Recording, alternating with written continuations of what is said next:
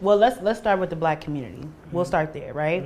You know, we talked about it, and I told you that I had some conversations with some, you know, people in the industry, and half of the people said you're making the biggest mistake for your brand, right? Because you bring in Tekashi in, he's going to troll the interview, and even if he doesn't troll it, the Black community is going to be mad for certain reasons we're about to address, right?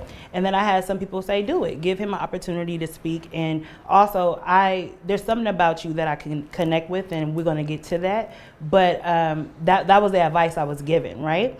And so the people that said do it said you have to ask those questions on behalf of the community. And you said it's no holds barred. We're about to ask anything. Because when we talked, I told you it was really risky for me to do it because I have a Black platform, the Shade Room. Majority of the people that follow the Shade Room are Black. And the Black community at this point, where would you say the Black community stands with you at this point? Would you say that, you know, I mean, it's from your point of view? It's kind of a trick question because the Black community, to me, I always loved the Black community. I mean, you know, my girlfriend's Black. You know my girlfriend. So you like Black women? Yeah, I love Black women. I mean, I'm with a Black woman, like, straight, you know. Have you always dated Black women, like, from the Yeah. Like, my first girlfriend, I don't know if she's going to see this interview, but my first girlfriend was Maltea, like, in the second grade. So the first girl I ever dated was a black and why do you think that is? Because you're Mexican, you come from Mexican culture. I grew up in Bushwick, Brooklyn. Like, I went to PS59 in Aguadilla. So, like, that's, if you know, so, you know Jay-Z. Jay-Z is Marcy Projects. I'm Sumner Projects, like, Locust. Like, so Sumner, Tompkins, How Marcy. far is that for people that are not from 3 minutes. 3 minutes. Yeah, so you grew up 3 minutes away from where Jay-Z grew up. Yeah, like, that's my neighborhood, and everybody's there Black, and I'm the only Mexican kid. Like, growing up, we call it, like, yo, Taco Bell. Like, that's really? Like, so you all my friends are Black. So you're not really connected with Mexican culture, would you say? No, I am. Hell yeah, like, I am. Like, from your family, but not from your... Like, my mom don't speak no English. So the number one reason I would think that there's contention between you and the Black community, right, especially the male Black community, would be Nipsey Hussle, right? So recently, right, you went down to Buffalo Wild Wings where there was a Nipsey Hussle mural. And a lot of people, and I'm going to tell you this, right, when you did that, because we know that Nipsey Hussle said something about you before in a song, or he talked about he had a line that said something about a rat, right? You right? But he passed away and he was memorialized by Black people, and he is a legend in the Black community, and he's somebody that everybody reveres.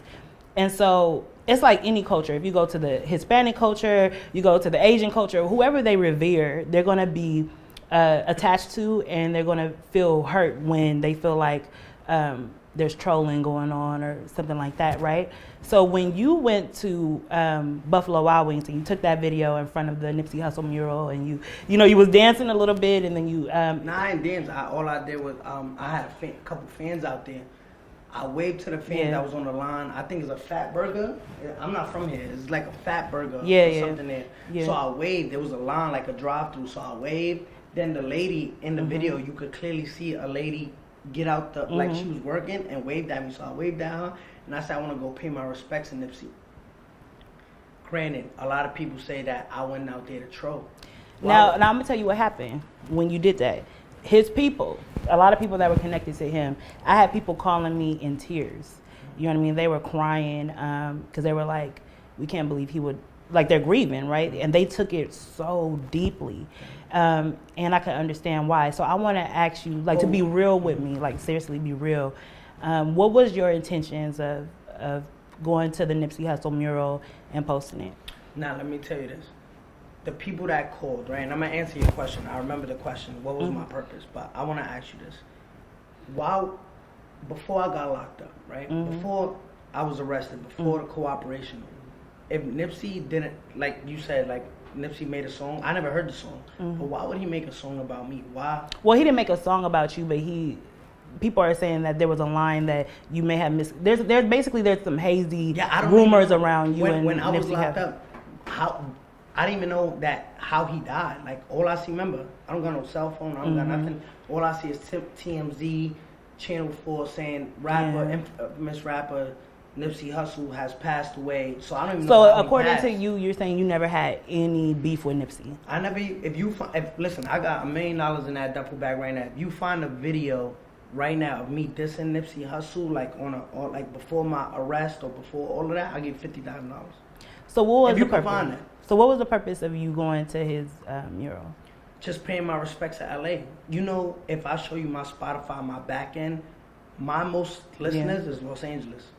Okay. Second, I take a guess. What is it? New York? Chicago. We wouldn't even know that. I didn't even know. When I had the label meeting before I did the album release, my top listens is LA, Chicago, then it's like Dallas, and then it goes, and New York is not even number one. So let me ask you this question then. When you posted it, did you know people would be mad? Did you know people would take it the wrong way? I don't know why though, but why would they? What's the difference between, all right, let me ask you something. Because I'm going to tell you why. What's the difference between me doing it? Yeah. And just give me any rapper, name one, at the top of your head. The Migos. Right, what's the difference between me and the Migos doing it? The difference is, and I'm be clear with you, like I said, I'm gonna be honest with you. The difference is that everybody knows what Nipsey stood for. Mm-hmm. Everybody knows that Nipsey was against, snitching. He really abided by the street code, right? Mm-hmm. So when you went there, right, and correct me if I'm wrong, did you say it was the store? Nipsey Hussle's like store that you were at? Yeah, it was closed. I got out the car. There was people there selling bandanas, Corona masks. So I said, yo, I can't do it here. Mm-hmm. So I went on the same block around and we did it there. Like, this is the thing. I don't think people are fair. You know what I'm saying? Because if I do it, it's trolling. If I do it, oh, you didn't represent. How did I represent? What's to be honest, I don't even consider myself a snitch. Let's put it like that. This is what I feel. I feel like you have a hard time sometimes taking accountability. Would you say that about yourself? Well, have you heard that? What do I have accountability? All right. What do I have a hard time accepting? And I'll be completely transparent. If I were you, I'd be like, hey, Pop Smoke, me putting Pop Smoke and talking about how he died and you using that to justify why I have security could be, seen as, people could take that as disrespect just because he's passed. You know what I mean? But that's just one thing. No, let me touch on that. You know me and XXX Tentacion? Mm-hmm. XXX was my close friend. I'll pull up the DM like I did and other things. Mm-hmm. The day before he died, he texted me and said, be safe and never let your guard up, right? The next day he died. Let me see if I can pull it up for you.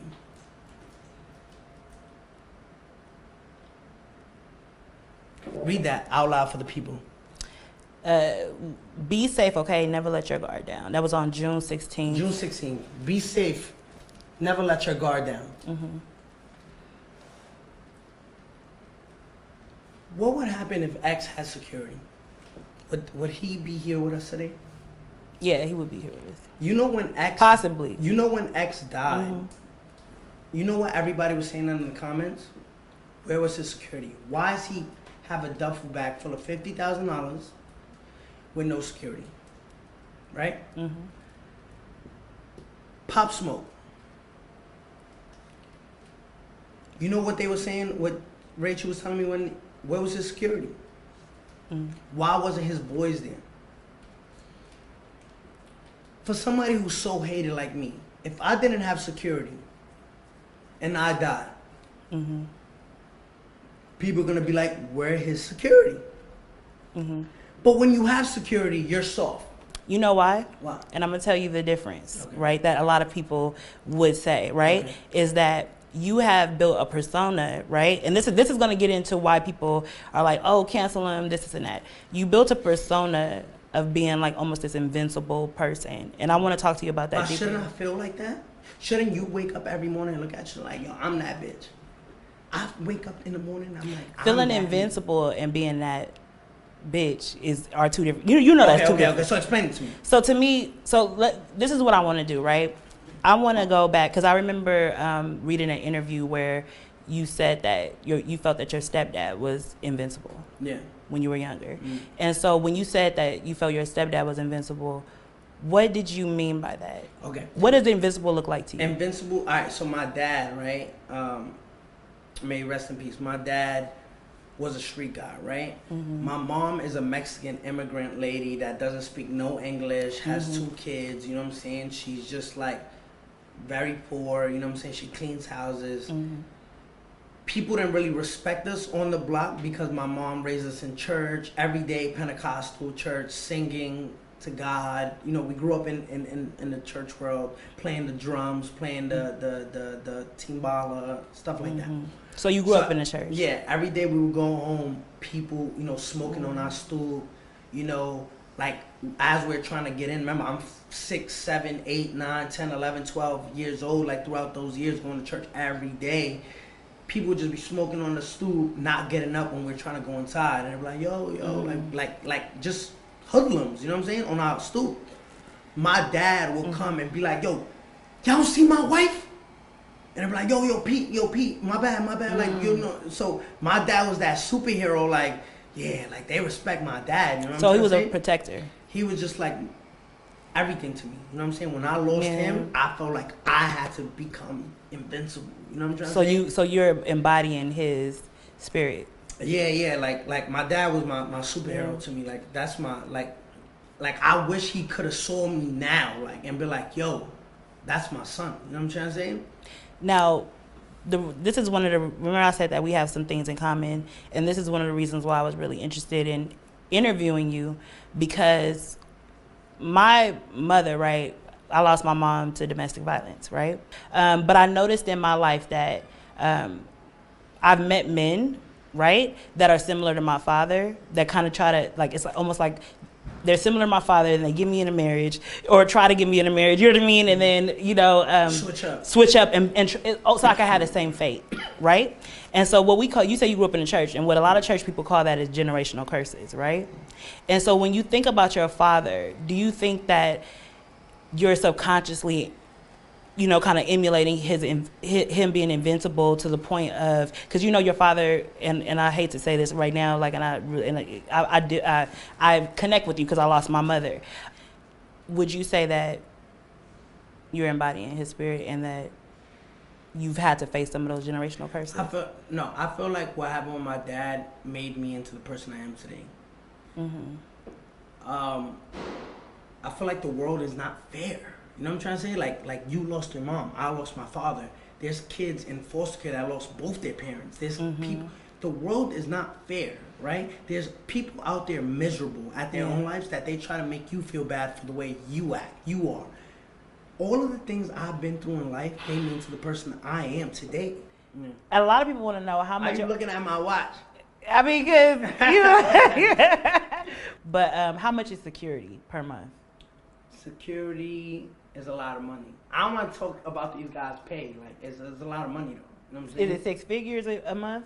Nah, no, it's definitely not. No, 6 figures a month. No, it is. Yeah, it is. It is 6 figures a month. It's 6 figures a month? Yeah, it is. And for the amount of men, though. And then the bulletproofs. So do you ever feel like, you know, because now we're in the pandemic and you can't tour, and a lot of rappers can't make money traditionally, but you said you came out of jail making more money. How so? I got richer. Like, I got richer in jail because I signed a $13 million deal while I was incarcerated. So, and it's being created by So you signed to a label and got $13 million. Yeah, $13 million. And then you had a lawsuit with Fashion Nova. What happened with that? No. All right, so this is. Is it done? Is it settled? No, this is where. Guess who? We speak to Rich all the time. Guess who Rich signed that deal with? That I didn't know. Oh. He signed the deal with Shotty, and Shotty they sent him $225,000. Shotty gave me $120. This guy was just wilding, like, and but the thing that, remember, he was sleeping with Alexis Sky. He was sleeping with Lance Stevenson's baby moms, Phoebe. He was sleeping with Cuban Savage. He was sleeping with all the girls that I would talk, like Betty Idol. He was promising them, yo, I'm gonna make you into a star.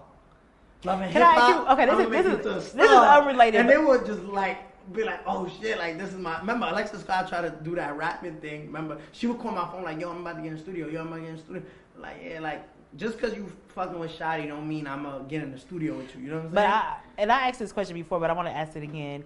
why do you think people in the industry pass around the same girls? I'm not talking about Alexis Scott, but I'm talking about just any girls. I don't know, but I don't like when you take her home, do you think, oh yeah, she was with so? Not that it matters, but I'm just saying like, no, because look at the most popping girls, right? The most lit girls. Yeah. Like they all been ran through, like. And you don't mind taking the ran through? To me, like, I love a whole ass bitch. Like I get. You know what? I can't with him. But I love that nasty shit. Like you gotta get nasty with me because I'm a nasty like. If we start talking, this is gonna get rated. Like you heard, I love nasty. Like you gotta have some wholeness. Like you know what I'm saying? Like I love that shit. Like I don't want to name no names, but look at the biggest stars, right? Before they was stars, and they was in the club, they was getting dogged out, trained, ran on, a whole bunch of stuff. And now they, just because they a star, their man loves them. Like, you know what I'm trying to say? Like, come on, like, you don't want me to go crazy right now, because, like, they know, like, you know, I know. Like, again, I'm from Brooklyn, so I know all the tea. If you want who got ran through in New York? Who got ran through in New York? Who got ran through in New York? Are you, when you say stars, hey, hold on, y'all. We gotta be quiet. They got the whole. Who got ran through in New York? We gotta be real quiet. Hey. You act like you don't know who got ran through in New York? Are we talking about a female rapper? Come on, man. Let's get. What's the next question? I'm trying to think about who's from New York. I don't want to hurt no feelings. Let's keep it pushing, man. What my bobs? What up, man? What's going on, man? Y'all know I'm still a bob. Wait. Who you talking about? Nah, I'm still a bob. Are you talking about Nicki Minaj? No, but that's my bitch. Like I'm saying, I'm team. No, I'm saying I didn't think you were talking about Nicki. No, I'm saying I'm team Nicki. Oh, you team Nicki? Yeah, I'm team Nicki. So now we know who you talking about. I'm team Nicki. What are you? You team Nicki? What are you? I'm team Shade Room. I'm team Shade Room. I got love for Nicki though. Yeah. So we was talking about jail. Yeah. So jail. Tell me tell me. Did you ever? I prayed 3 times a day. I prayed waking up. Yes. I prayed in the middle of the day at 6 o'clock, and I prayed before I went to sleep. And when you prayed? And me and Jay would pray over the phone together too. And when you prayed, did you ever hear God talk back? God would send me little signs. Like, give me an example. Coronavirus, I feel like it was God. I caught bronchitis twice in prison. Mm-hmm. They sent me to the hospital. I had my mucus in my lungs. I caught 2 asthma attacks. 2 asthma attacks. I caught bronchitis once. Sorry. But and when I talk about these conversations with God, really what I want to know I say, God, whatever you got in purpose for me, I'm just following whatever you got going on, because I would see like motions getting pushed back, this, that, and the third. 47 years didn't make sense, and God's pleading out to 15 years. It just didn't make sense. So at that point, I'm just like, God, you in control, and I'm following whatever you. And I already knew what I was doing, so I believed in myself. Like, all right, this decision I'm gonna make, whether it change my life forever, I know this is the right decision. Because listen, if they don't kill me on the street, they're going to kill me inside of the prison, right? Because I'm already a player. I said, fuck all these dirty bloods. They're going to kill me in prison. And if they don't kill me in prison, they're going to kill me out on the street. And I'd rather take my chances out on the street. You know but you could imagine that. And the reason why I know this is because I do the Shade Room. So I own the Shade Room. So when I talk about God, people are like, really? You know what I mean? So I feel like when you talk about God, there are going to be some people who are like, okay, so you think God saves you? I'm not saying anything about it because I know who God is, right? But you think God saves you? You think that God saves you from going to jail, but the other people have to go to jail, or God saves you from getting shot, but the other people get shot, or you know what I mean? Basically, it's like, they're like, why? What makes you? What are you? So, because a lot of the principles of God, some people will say you don't practice, right? Some of them. So when you're talking to God in jail, is there a point where you're like, okay, this is what I promise I'm gonna do moving forward? I'm not gonna lie. In 2015. And this, I think about it all day. I told God in 2015, nobody knows this because it's just between me and God. I told 2015, I said, when I got locked up for the child sexual misconduct with an underage girl, I said, God, I'm no longer going to rap no more. I swear to God, if you get me out of this situation and you set me free, I'm never gonna rap no more because rap is the devil's music, right? I made that promise to God. What made you come to that conclusion?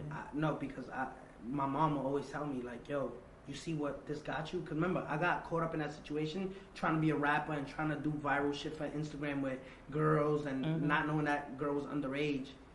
That took me to that place, and I came and I promised God, I said, please get me out of this situation. Get me out of Rikers Island. I promised I would never rap no more. Came home and I still rapped, and I broke that promise with God. But then I said, what if I'm doing this, but God is using me for a bigger purpose, right? Like nobody knows that. I'm telling you that now, but between me and God, I tell God I'm sorry all the time and sorry for everybody. I'm just trying, you know what I'm saying? And that's the thing where God understands my mom, how she raised me, how we grew up, and understand that I got a bigger purpose, you know what I'm saying? And so you saying basically, hey, look, you know, we're all sinners, like we all make mistakes, but my heart is for God. And that's the most important thing. Exactly. So that happened, and now I'm home, and I'm just trying to, like, my thing too, Ange, I want to ask you, right? And this because a lot of people want to know. There's this street code, right? And there's rules to the street, like street fundamentals, right? Street rules stand to what if you had to think about street rules, what street rules? Loyalty, honor, no snitching. I don't know. Right, but those are the biggest ones, right? Loyalty, dishonor, no snitching. Everybody want to get on me for snitching, right?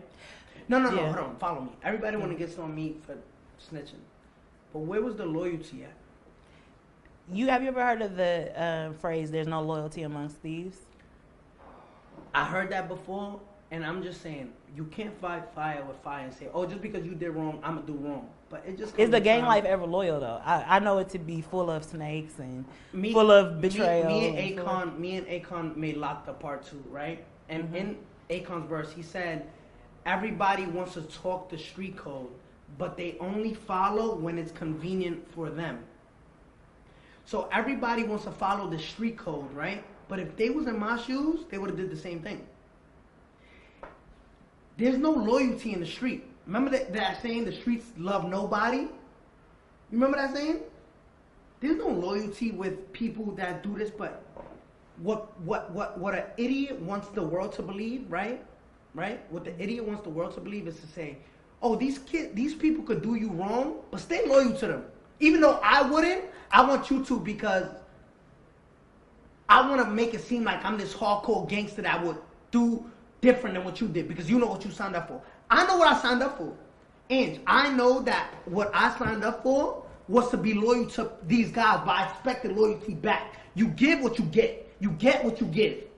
So if I'm loyal to these guys, I respect loyalty. I don't go and Shadi had this girl named Quay. I don't go fucking Quay.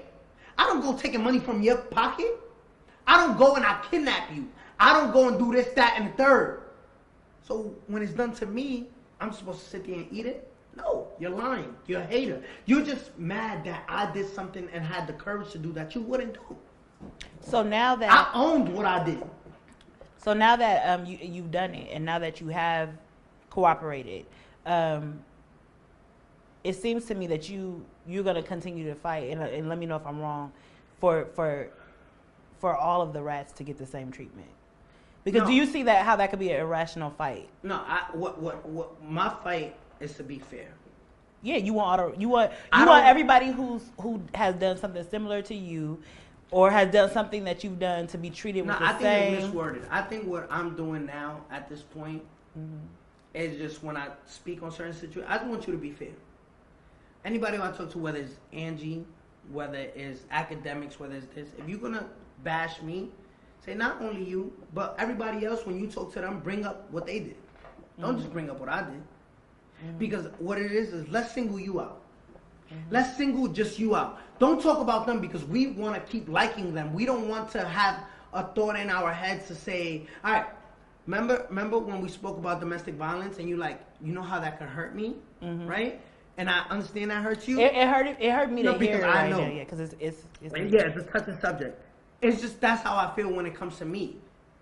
it's like, don't give us that thought of someone we like a Snoop Dogg or somebody, because you like them. So it's at a point where it's like, we know they snitch or we did some type of snitching and there's some type of evidence on it, but we don't want to think about it because we like them. But you're so easy to hate that we can. I don't think people know that. I don't think people have come to the conclusion as a general public that Snoop Dogg snitched. But because there was no social media at the time. If I pull it up and I put the whole paperwork right now on the camera, would that be? I don't want to put you in that situation, but it would be wrong to use this platform to expose them when I could use my own platform. That's me thinking about you.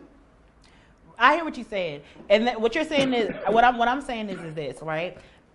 Black people are very protective of the legends in our community. I think every culture, every culture is protective, like, of the legends that come out of their community. And black people are especially protective over black men, right? So it's a whole culture of things. And so I wonder, because I know that they're not going to treat you the same. And it's not just because you're not black. It's not just because you're 6ix9ine and you're successful.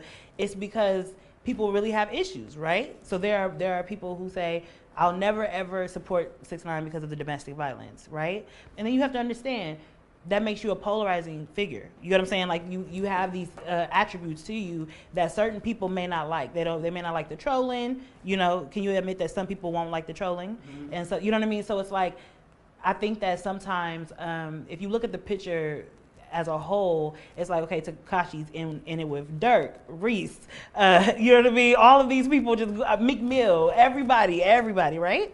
And so when you're looking at a Meek Mill who has maybe two controversial public arguments, people are not saying he's problematic because it's only two. But you have about 10, 12. How many people do you have that you beef with? Man, I don't know. I just think I try to defend myself because I don't get the fair shot. Like you say, like we spoke about it before. Mm-hmm. If I say give me an African American rapper, you could sit here for 10 minutes and just keep naming. If I say give me a Latin American male rapper, you can't even give me one, and I'll give you 10 minutes to give me one. With that. So are you saying that you're getting into it with people because you're Mexican? No, because I'm just want the fair shot. Like, I feel like everybody come for me because it's like, oh, they don't have no real reason before to like me, but now it's because I ratted, I snitched. Let me tell you something. I don't know where you grew up at. I don't know if you're from the street. I don't know. But just have street fundamentals if you can, right? If you're a street girl, right? If you're a street girl, if you really believe in the street, right? If you believe in the street and you all about loyalty and honor, and you don't mess with people who dishonor, right? You can't mix. You can't, like, if you did something wrong, like Nipsey was very big on, like, yo, if you cooperated with the police, get from around me. So street people have that mentality, right? Yeah. Act like you're a street person, right? And just have street fundamentals. If there's a guy that you know ratted, offering you a job, and you really need a job, you really need this job, you really need to get paid, but you know he ratted, would you take that job? And you're a street person. He's a rat. He's a known rat. He ratted, and he's about to cut your check. I wouldn't take it if I'm against ratting. You wouldn't take it if you're against ratting? That was against. But why? Because it's about honor, and it's about loyalty. It's about integrity. You ever heard the word integrity? It's having morals, because you have to stand tall on something. I think integrity. I wouldn't take money from a rat because my integrity, my loyalty to the street wouldn't allow me. Can we look up the word integrity on your phone? Yeah.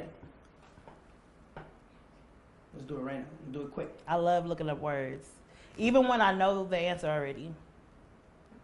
I spelled it wrong, but I know they're going to correct it. How did you spell it? I spelled it INTEGRTY, and I spelled it wrong. Almost. All right.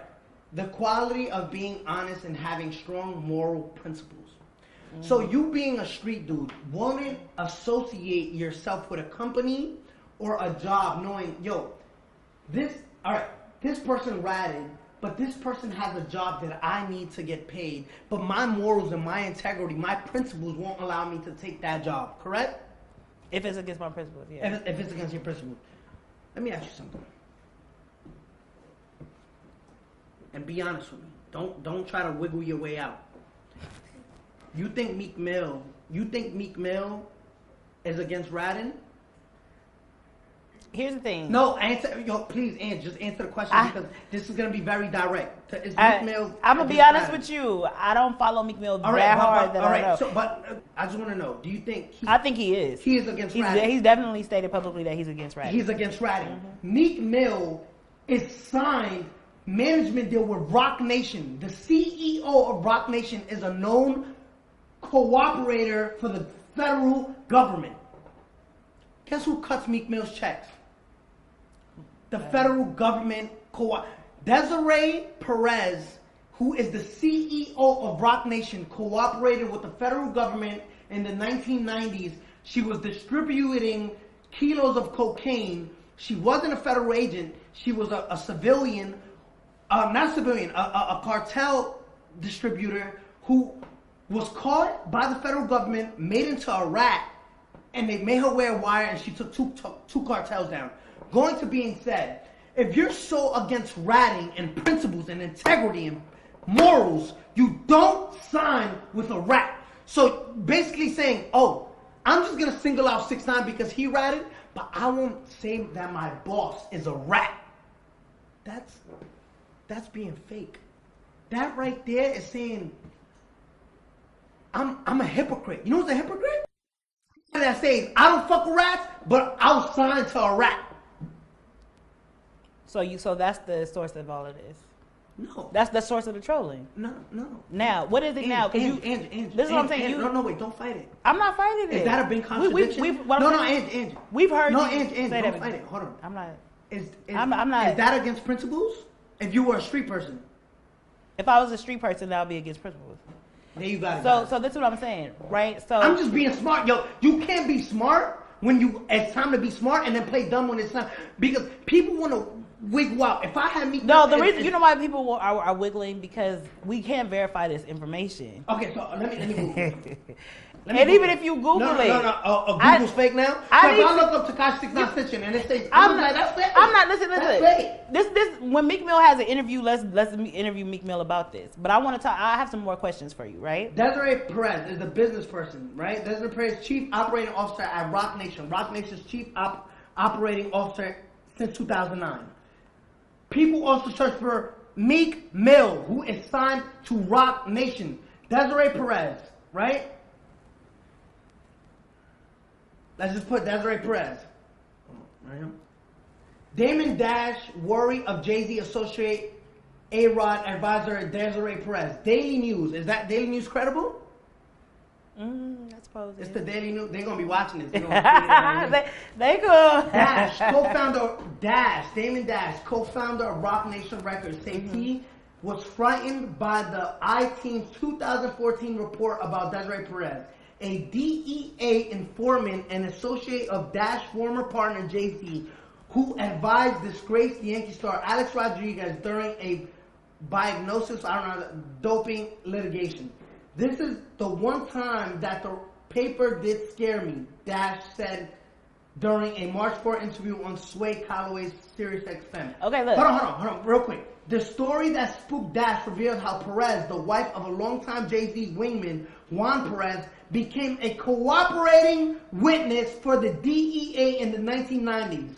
After her 1994 arrest for possession of 35 kilos of cocaine, Perez struck a hidden deal with the feds, agreeing to wear a hidden wire to record her meetings with major cocaine traffickers. Her undercover informant work won her courtroom praise from federal prosecutors after she helped to break up major drug deals in Puerto Rico and Colombia. Therefore, Meek Mill is signed to a rat, but hates rats. Explain that.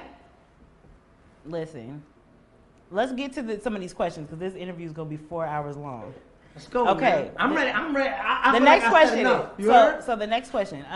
When you got locked up, your bank account statements were made public, and they said you had $1.7 million in the bank. Is that all you had at that time? I had different accounts. The accounts that we gave them was my Chase accounts. Okay. When I was in jail, I ended up paying $2.1 million in just taxes. When I was in jail, I spent over $1.2 million in taxes. I mean, $1.2 million in expenses. And how much went to Jay? Look, when taxes came... How much went to Jay? I'm going to tell you right now, and Jay watching it, I hope she downstairs. When I called the label, I said, if y'all don't sign me right now, I'm not talking to y'all when I come home. And they said, all right, we're going to sign you. So they signed me. And I paid my taxes with the 13 million because I had like 2.1 million. I didn't have that because I was spending lawyer fees, a whole bunch of stuff. But let's get to Rachel. Rachel knows she expensive because I had got her car. Let's not. So you like your girls a little bit nasty? Me and her gonna start fighting. You like your girls a little bit nasty and a little bit expensive. Yo, the stuff we was doing, like you like them expensive. Yeah, I'm a trick. I'm telling you right now, I'm a trick. Like I'm telling you right now, yo, girls know I love to spend. Like me and Nikki got into an argument because she's like, yo, Danny, yeah, stop spending your money on all these little bitches in the clubs. Like I heard, like yo. Let me do what I do, like, you know what I'm saying? Because I'll be in the club spending $50,000. How much did you spend on Rachel, though, out of the 1.2 million? Nah, I spent a lot of money on like half? 300,000, 400,000, 500,000. What? Over the course of how long? 600,000. Like $600,000. And how long? And like that year. So if you spending 600, and I'm not nothing on Jay because I know you love her and she's a really nice person. Yo, but look, you Jay no longer together. I've got mad respect for her. No, I feel yeah, but you said that you have bad discernment. But what I was saying was like if you spend 600,000 on her in a year, how do you know that she's with you for love? I don't care. I really don't care. Like me, yo, listen, I don't believe in love. I don't believe in long. Like yo, if we vibing, we vibing. You don't believe in love? Do you believe in love? Yes. Alright. Yes. I can't ruin that for you. I don't believe in love. So what do you believe in? I believe in when it comes to women. I believe in just having a I'd rather a friendship than a relationship. Like me and Jay play around all day. Like she know like you can't love on that level. I'm not an affectionate dude. Like you know what I'm saying? Like trust me, I'm affectionate when I get the time, but it's like I can't, my trust been broken. Like, I can't trust her. Like, you know what I'm saying? I don't trust her. She don't trust me. And we never gonna trust each other. But we respect, like, it's like, don't play with me like that. Like, and it's like, it's weird. Like, cause. It sounds dysfunctional. we toxic. Toxic is what it sounds. Like, we all toxic. Right. So the next question I have for you is Lil Durk said that you offered to pay him $3 million to troll him. Do you believe that? Like, yo, why would I pay him something he's not even worth? Like, what's Lil Durk's net worth? Let's pull it up. Okay. It's like we paying a hit more than what he's worth. Like, I don't even think Lil Durk.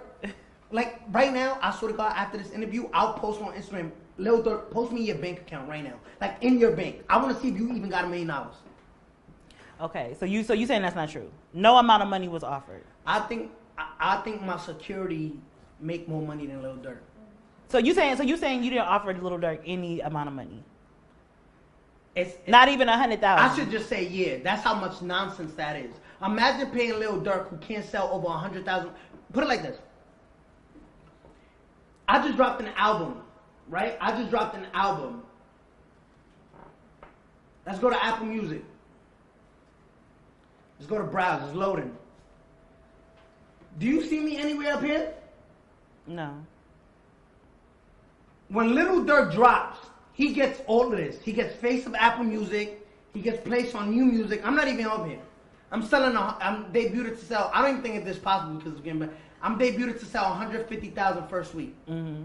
Everybody posting Lil Durk's album. Remember when May 8th? Remember when he dropped Just Cause You Waited Too? He only sold 45,000. What am I do competing with a dude that sell 45K?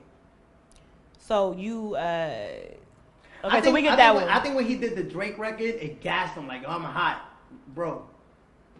It's Drake's song. Okay, so for the next, I like this part. Like, people not play that little boy in the club. It is a little bit. It is a little bit.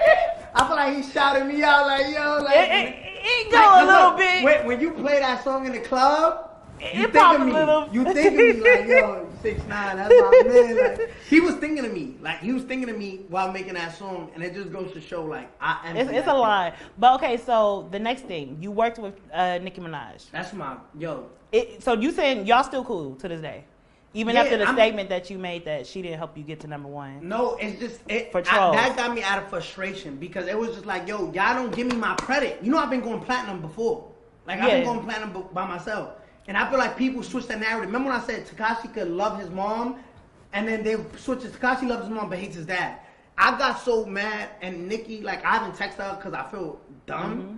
But Nikki, I will never change my back on Nikki. I will never switch my back on Nikki. I will never do that because Nikki, like, she held you down when. Not only does she held me down, she's just a person that people don't understand. Like, you know what I'm saying? Like, like I love that girl to death. Like, she worked with you on Trolls, and I remember that was a lot very controversial. I'm telling you, me and Nikki, and whatever she say about me, she could come out today. Nikki could come out today and say, "Fuck 6ix9ine. I hate him. I'll spit on him, and I'll bow down because that's the queen. That's my girl. Like, you know what I'm saying? Mm-hmm. And at the end of the day, I will never change my back on her because she is just somebody that is so, like, you don't know Nikki. Like, Nikki is just mad loving. Like, you know what I'm saying? Like me and her talk, and you see, I didn't snitch on her. I knew she was pregnant the whole time. Mm-hmm. I didn't say a word. You know what I'm trying to say? So me and her got that relationship. Because if it was somebody else, I would have told the whole world. Like, you know what I'm trying to say? Mm-hmm. So, me and Nikki just got that relationship. So, like, again, like, I love her, and I just, you know, I got carried away in that interview because I just feel like people don't give me my credit.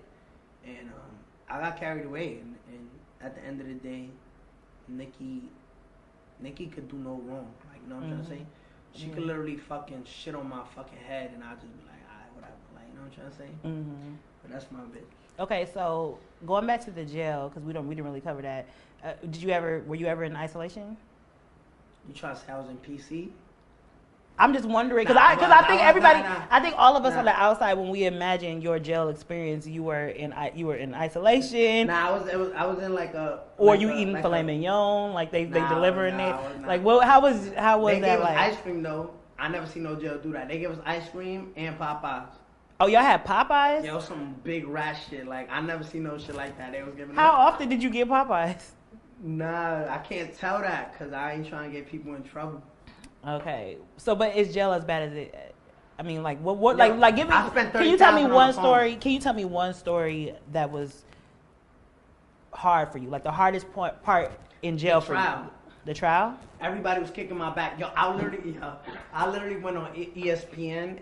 ESPN, you know ESPN, and they were like, yo, Tekashi. They said ESPN was like, yo, who you think is gonna win? Who you think is gonna win? Yeah, I can't tell you, nigga. I ain't no snitch like Tekashi on ESPN. Everybody's watching that. I'm like, wow. And then I was watching the BT Awards, and then they put me up there. But it had me because I'm like, yo, when I go home, I'm gonna turn up, yo. But you making it seem like jail was kind of cool for you because you saying, oh, I was around all snitches, so it wasn't no harm. That wasn't no harm. We had Popeyes and we had this, so I'm just saying, like, what was the hard part about being away from my family? I think being away from my family was the hardest part. Mm-hmm. And everything. And I have another question to ask you. You talked about death, right? When you talked about death and that moment where you thought you were going to die, I think a lot of people feel like you don't care about your life. A lot of people feel like you don't care about death.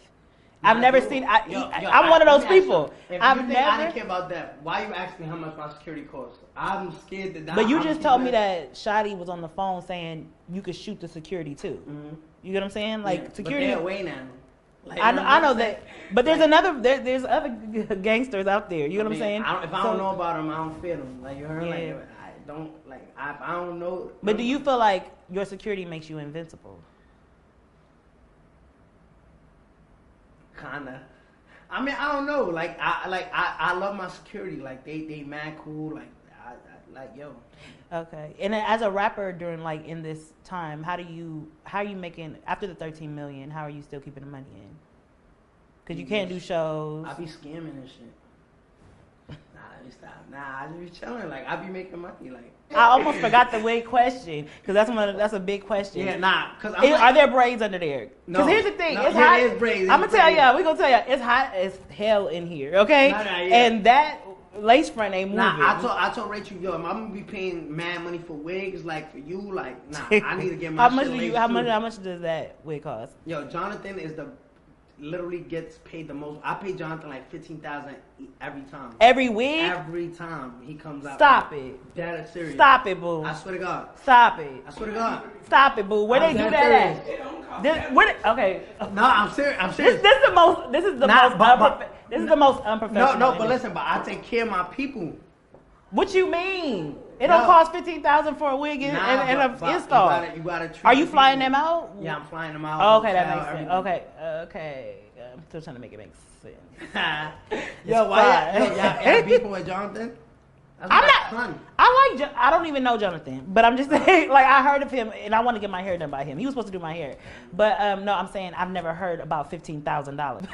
Nah. Low key, because that wig, that's a $1,200 wig and a $300 install. But so, do you have braids under there? Nah, matter of fact, because we do caps. Because I got white people hair. Rachel braids cornrows, but my hairline get pushed so far back. My shit like back here.